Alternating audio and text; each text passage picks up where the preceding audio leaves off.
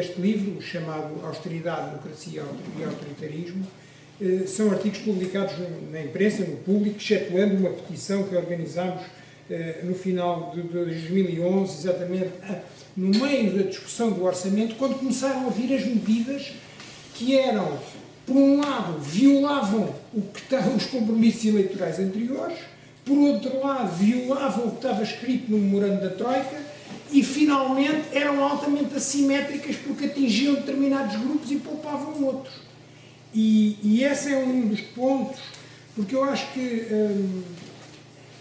de facto, nós estamos a viver uma compressão da democracia de facto. E é verdade que já tinha existido no passado violação de promessas eleitorais. Aliás, isso é normal, o regime é representativo, quer dizer, em situações extraordinárias, isto não há nenhum mandato imperativo. Os deputados, os representantes não são delegados que têm um contrato a cumprir. Portanto, essa é a ideia do governo representativo. Há uma margem, é preciso existir uma margem para, perante situações extraordinárias, inflexões neste sentido ou no outro. O que não pode acontecer é as inflexões passarem a ser a regra, que é isso que nós temos assistido. E, por outro lado, a ideia de inevitabilidade, mesmo, aliás, concordo inteiramente com o que diz o Pacheco, a ideia de inevitabilidade, no mínimo, neste contexto e com estes dados do problema, poderia haver mais simetria na distribuição dos sacrifícios, quer dizer, aliás, era isso que estava previsto também no próprio memorando da Troika e que os avaliadores, quando vêm cá e de vez em quando, depois transpiram estas coisas nos jornais, a reduzir as rendas do setor da energia e de outras utilities, que são monopólios que antes eram públicos e agora são privados, quer dizer, portanto são empresas privadas que têm rendas asseguradas, não correm riscos, aquilo nunca irá à falência, porque o Estado, quer dizer, não pode deixar de fornecer luz, quer dizer, esse tipo de coisas, isto é uma falácia, por um lado, portanto, esse tipo de rendas, assim como as parcerias público-privado, há uma série de contratos e de compromissos que foram sacralizados, mas não há nada de inevitável nisso, foi uma opção política, que aliás contradiz o que o próprio PSD e o CDS tinham dito na campanha e o que estava escrito no memorando, mas que a Troika, que também não é nenhuma entidade que forçou o governo a fazer o que eles queriam, não é verdade, e aliás a assimetria revela isso, a Troika fechou os olhos quando quis também às coisas que lhe convinham e apontou baterias, porque isto também tem uma visão ideológica neoliberal por trás e não é só cá em Portugal, que é o trabalho, ainda hoje, quer dizer, vemos a dizer que isto é um problema gravíssimo, aumentarem o subsídio de desemprego, que aliás é uma miséria, quer dizer, comparada com o que existe nos outros países aqui ao lado, veja esta Espanha, quer dizer, portanto, isto é até quase ofensivo, desumano, tendo em conta o que se tem passado. Mas há essa pressão. Agora, essa pressão não tirou alguma margem de manobra ao governo, porque se tivesse tirado, ele tinha cortado as rendas da energia, por exemplo, ou tinha cortado nas parcerias público-privadas muito mais do que cortou, e não cortou. Essa é a evidência acabada de que, por um lado, a inevitabilidade tem que ser relativizada e, por outro lado, que não há aqui nenhum governo que é um joguete de forças externas que o comandam e o obrigam a fazer tudo. Isso não é verdade. Claro que havia constrangimentos e pressões. Portanto, eu acho que nós estamos realmente, quando as eleições não são só para escolher uma equipa, também são para escolher uma equipa, e há, claro, há as visões mais elitistas, ao lá Schumpeter, quer dizer, que é apenas mudar a equipa, quer dizer, basicamente, e depois eles, na linha do Edmund Burke também, quer dizer, escolherão, e depois serão julgados no final se fizeram bem ou não. Quer dizer, é uma visão minimalista, procedural, meramente procedimental da democracia. Mas, na verdade, as versões mais consagradas da democracia, que é a ciência política e não só, é que o contrato eleitoral, aquilo tem um contrato subjacente. Não é um contrato como são os delegados que representam os seus constituintes nos negócios privados. Não é isso. Você tem que cumprir aquilo e não pode fazer nada fora do que está na cartilha. Não é isso. O governo é representativo e tem autonomia. Mas, dito isto, também não há democracia se não há um ajustamento entre o que os governantes e os representantes fazem e o que as pessoas pretendem. E, nomeadamente, nas eleições elas escolhem tendo em conta o que lhes é dito e aquilo que lhes é apresentado. Ora, isso tem sido grosseiramente violado, de uma forma, já disse, assimétrica e naturalmente, porque este discurso também da inevitabilidade, quer dizer, aliás, reparemos, por exemplo, a questão do... É que antes das eleições o discurso de facto era outro, quer dizer, era cortar as gorduras do Estado, não era despedir pessoas, nem era facilitar os despedimentos, apesar do PSD ter apresentado uma proposta de revisão constitucional que já revelava isso, eu digo isso, mas de todo o modo, prima facie o que dizia não era isso, o que disseram às pessoas. Portanto, as pessoas hoje em dia, fala-se com o comum das pessoas, eu vou a muitos debates, mais académicos, menos académicos, e depois as pessoas vêm dizer que elas já não acreditam o que é que elas vão votar nas próximas eleições. Se me dizem uma coisa e eu faço outra, as eleições estão a ser esvaziadas. A democracia está a ser esvaziada. Este período é um período muito grave e isso eu trato um pouco aqui nestes dois.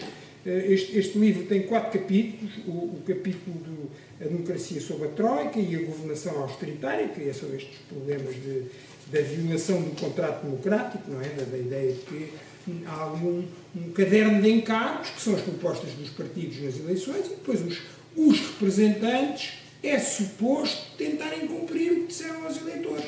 Naturalmente, não há aqui nenhuma rigidez absoluta. Mas isto foi mais longe, até em termos a isto nós chamamos a constituição material da democracia, quer dizer, são os princípios do governo democrático liberal representativo, quer dizer, que é isto, as eleições são um contrato, entendido desta forma ampla e relativamente flexível. E isso tem sido violado, assim como tem sido, não é? Quer dizer, os próprios ataques à Constituição, não é? Isso também, quer dizer, e as próprias violações da Constituição, que aliás muitas foram uma espécie de uma política do facto consumado, e depois vamos pedir a fiscalização constitucional, que primeiro começou fora, portanto não foi o Presidente, que devia zelar pelo cumprimento da Constituição e pelo funcionamento normal das instituições democráticas, não fez, mas houve um conjunto de deputados que pediu a fiscalização constitucional ao primeiro orçamento, no caso as medidas de cortes de salários e de pensões, e que veio a ter vencimento, e isso gerou uma dinâmica sobre o Presidente. Também depois, a partir daí, começou a fazer alguns pedidos de fiscalização constitucional. Portanto, quer dizer, comecei. Mas esta subversão do enquadramento democrático também tem uma dimensão formal de afrontas à Constituição, não é? Aliás, na imprensa é entendida como uma espécie de empecilho, quando, quer dizer, com princípios como a igualdade, quer dizer, a igualdade perante a lei e que os impostos têm que ser também distribuídos de forma equitativa, etc. Esses princípios básicos seriam empecilhos, quer dizer, para a governação que era necessária. É claro, outro ponto que eu aporto aqui, e que acho que me parece importante, gostaria aqui de sublinhá-lo, é o papel das esquerdas ou da falta delas, ou da falta dele, ou qual é o papel que fazem. Um primeiro papel é que, na verdade, o Partido Socialista aparou estes golpes praticamente todos. Aliás, até ao final de 2012, recordo-vos que o Partido Socialista, primeiro, absteve-se violentamente, é certo, mas absteve-se nos orçamentos. Depois, não só apoiou as desregulações da legislação laboral muito para além da Troika, aquilo foi muito para além, como apoiou uma série de outras coisas. Aliás, recordemos que os pedidos de fiscalização constitucional em 2000, que foram feitos ao orçamento de 2012, quer dizer, para 2012, penso que foi no início de 2012, não sei se foi no final de 2011 que foram feitos os pedidos, mas é sobre as medidas do orçamento de 2012. Esses pedidos foram feitos por um conjunto de deputados do Partido Socialista, mais do Bloco de Esquerda, mas a direção do partido, quer dizer, tentou impedi-los.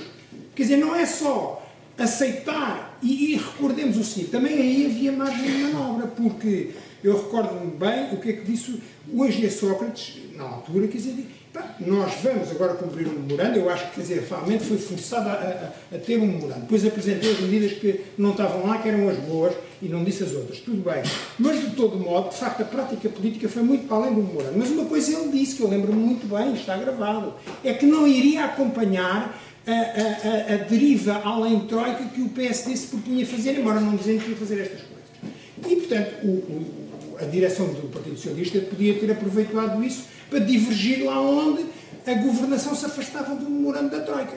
E isso não fez, Como aliás se vê, até a Constituição queria subalternizar. No fundo, portanto, o Partido Socialista foi funcional e só começou a divergir a partir da manifestação da TSU. Foi aí que começou a divergir e aí começou a votar contra o orçamento. Mas mesmo assim, sempre de uma forma mitigada, eu diria. E, portanto, o Partido Socialista tem sido funcional a tudo isto, não é?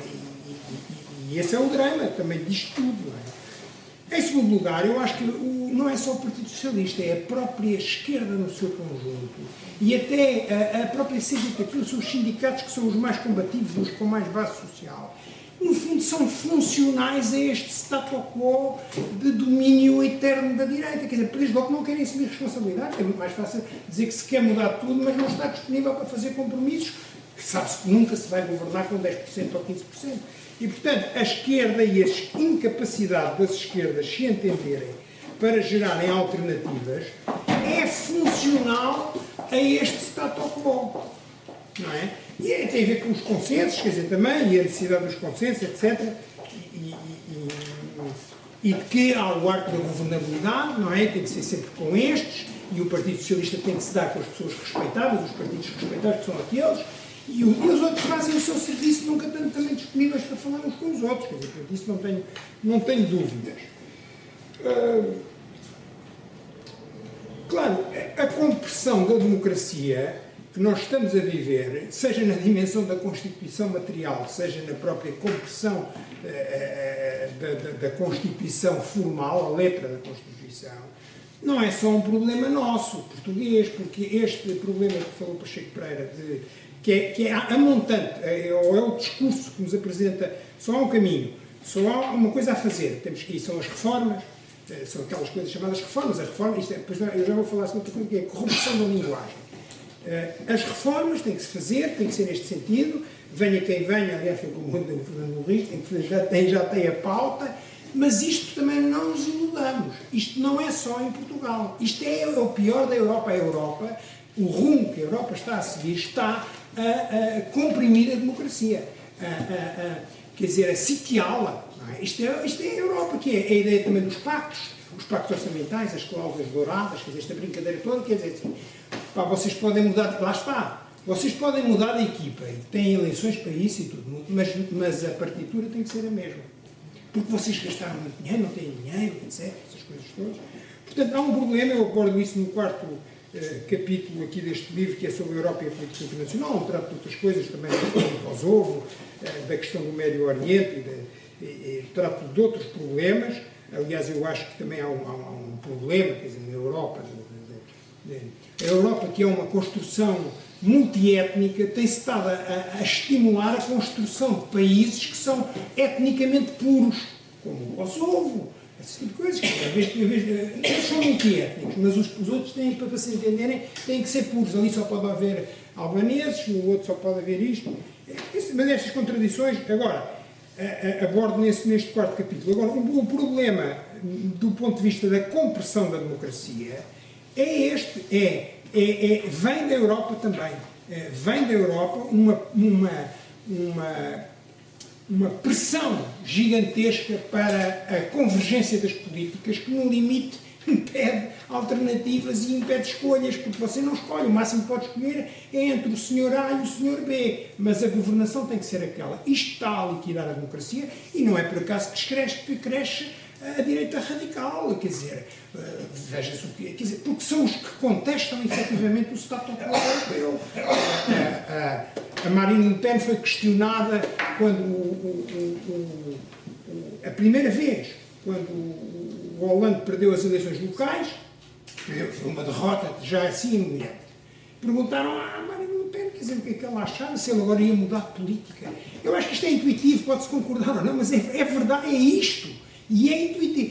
Não, ele não vai mudar de política, quem manda nele é a Comissão Europeia, quer dizer, é Bruxelas, ele não vai mudar de política. E não mudou de política. Aliás, temos que fazer mais. Temos que pôr o Sr. Manuel Valls, que é exatamente virar à direita. Portanto, fomos penalizados pela esquerda, depois viremos à direita. Então venha à direita radical. É isto que se está a passar na Europa, de contestação do status quo. Acho que é preciso terem atenção com o rumo que a Europa... Mas não é só nos tratados e nas cláusulas douradas, é nas próprias medidas. Reparem-se que hoje em dia cristalizou-se uma ideologia nos tratados europeus. Hoje em dia, no passado, no pós-guerra, na política democrática dos Estados europeus, a direita e a esquerda podia ter, por exemplo, medidas de apoio às empresas para ter uma política industrial. Hoje é proibido em nome da liberdade do mercado. Podia fazer aqui uma integração enorme. Portanto, estão a liquidar a democracia.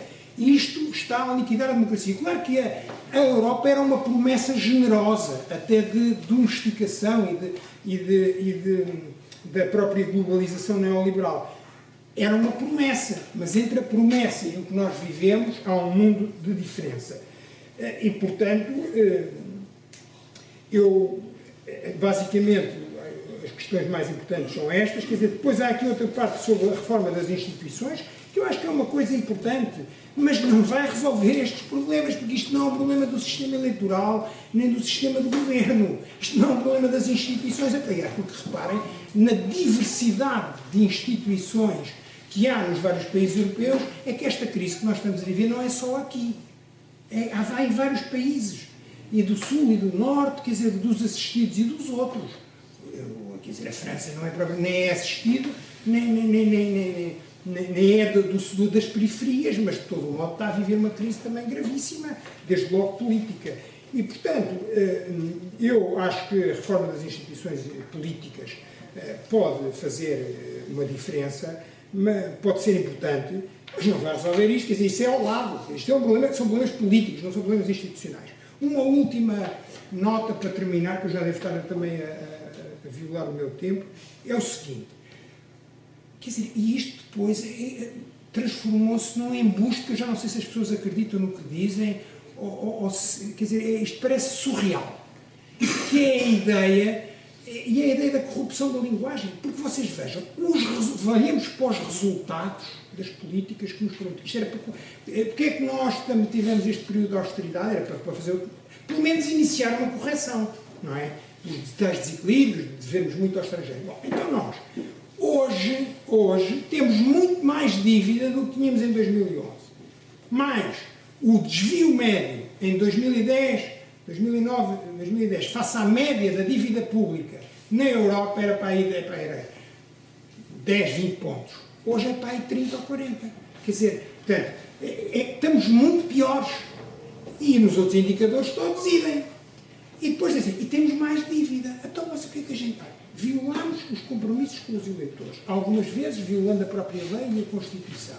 Portanto, cortámos os salários, cortámos as pensões, vendemos uma data de empresas, algumas delas lucrativas e ótimas, quer dizer, que eram estruturantes no país. Estamos a ver agora a PT o que se está a passar, mas não é só isso, quer dizer, é várias, não é? O CTT, por exemplo, agora são os fundos, quer dizer, da Goldman Sachs e não sei o quê. Quer dizer, mas ao menos isso serviu para alguma coisa? Eu acho que não. Não serviu, porque se a gente ver os resultados são maus. Agora dizem, é preciso mais não sei quantos anos, quer dizer, é tal coisa que é para durar. Aliás, o Pacheco Pereira tem aqui um artigo onde ele faz eu acho que são artigos para durar, uma enumeração do que é que vai acontecer daqui a 10 anos. É em 2010. E vocês leem aquilo e verão que tem tudo, aquilo soa tudo. Isto é para durar. E agora, nós precisamos é de mais de 20 ou 30 anos para fazer isto. E o problema mesmo não é que isto não esteja pior. O problema é que se vierem os socialistas com estas ideias perigosas, isto vai ser outra vez 2011. Só que 2011, apesar de com todos os males, era um bocadinho melhor do que é 2013 e 2014. Porque eu já não sei se as pessoas acreditam nisto. Eu vejo também os jornais, os mídias a dizerem isto, a repetirem. Eu já não sei se acreditam, se estão loucos, o que já não sei. Sinceramente, eu também tenho dificuldade em ver isto, porque isto acho que é um mundo ao contrário. Pronto, já não sou mais.